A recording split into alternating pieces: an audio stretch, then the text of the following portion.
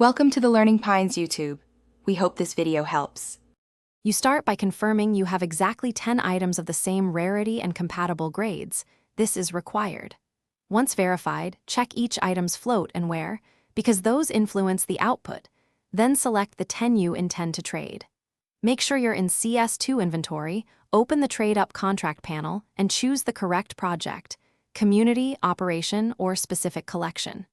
Don't hesitate. Begin the selection now, so you can control the resulting quality and potential price.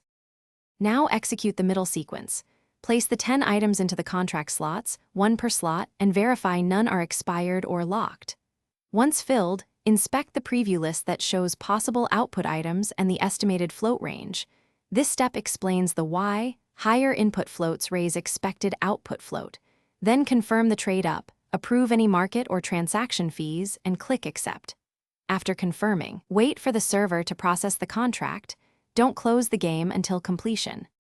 Finish by collecting the resulting item from the contract window and immediately verify its float and wear value so you know what you received.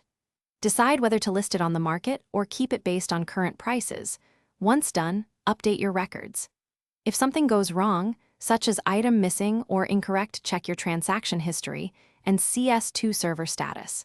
If unresolved, gather trade ID and contact support with precise details. That troubleshooting step usually resolves most errors quickly.